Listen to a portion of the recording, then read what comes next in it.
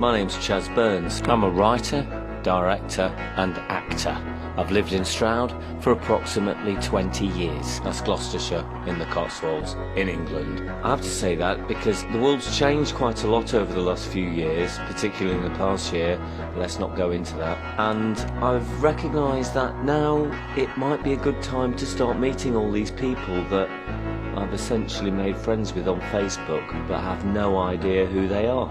I'm going to start around Stroud and the surrounding area within 25 miles, and then 50 miles, 100, 200. I think I've got something like 4,300 friends. I probably know less than 10%. So I'm going to go and meet you.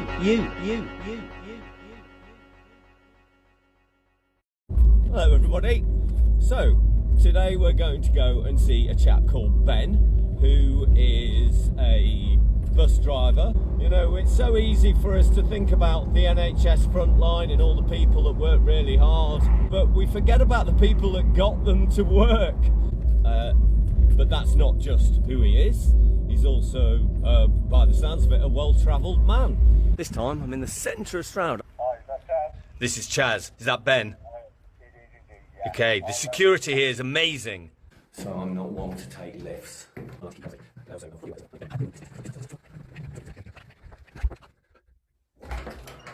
Hello. All right, can I come in? Yeah, please. Great, thanks. Hi Ben, it's really nice to meet you and thanks for inviting me into your home. Tell us about yourself. Born and raised here. I haven't spent all my life here. I did spend 8 years out in Asia. Tell us about it. I was in Thailand, primarily in Chiang Mai. Got married and then got unmarried. It was a very good experience. I'm glad that I had the opportunity to do it. I came back to England in 2014, not knowing what I was going to do. I was back at home living with my parents. That must have been tricky. Just lost, really. So I had to start again, as you do. I went to work with my father for a little bit, which was in house removals. Decided that I really had to get out of it. My body is shot to pieces after some very awful delivery jobs. Filled out an application form almost as a joke to become a bus driver. Yeah, and what about that? About 3 days later, I got an email back from them saying, would you like to come in for an interview? Well, we really wasn't expecting that.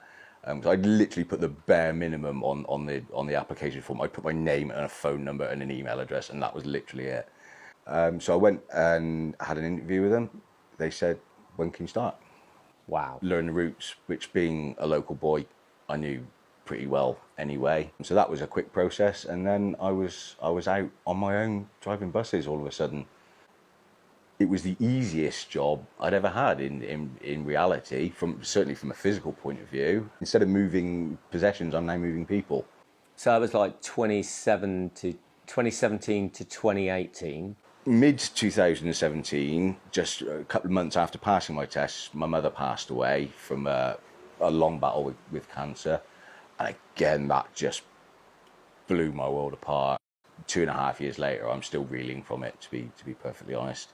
I managed to get through, mainly because, again, in October 2017, my son was born. And that, I felt like I had a reason to live again, and, you know, and I still feel like that every day because of him. He is literally the best thing that ever happened to me.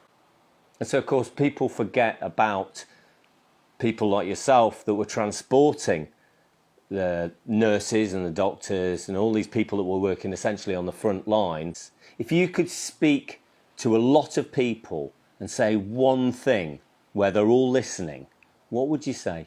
Don't give yourself such a hard time over everything. It's very easy to overanalyze and overthink everything. And the reality is you're probably doing a much better job than you think you are anyway. So just give yourself a break. Ben, thank you so much for inviting me into your home and for talking with us today. You're very welcome.